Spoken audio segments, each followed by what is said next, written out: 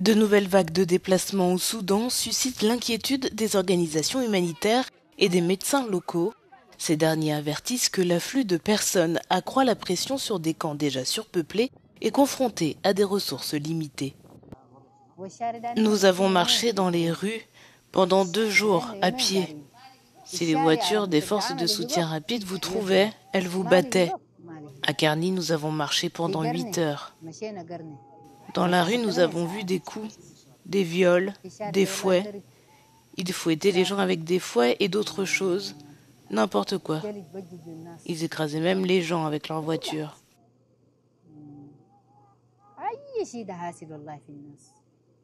Les humanitaires appellent à l'aide depuis la chute de la ville d'El Fasher, qui était à l'époque la dernière capitale à être sous le contrôle de l'armée régulière.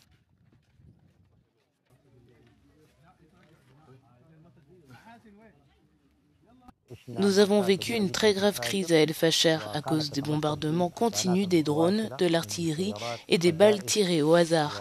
La nourriture a également été touchée. C'était un siège complet. Il n'y avait pas de nourriture du tout. Nous en sommes arrivés au point où nous mangions de l'ombasse, puis même l'ombasse n'a plus été disponible.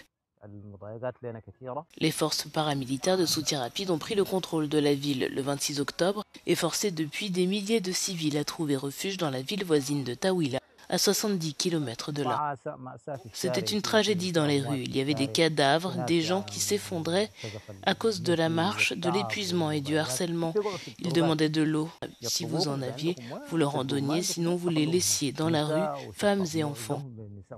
Le secrétaire général de l'ONU, Antonio Guterres, s'est dit gravement préoccupé par l'escalade à El Fasher, appelant à mettre un terme immédiat aux hostilités.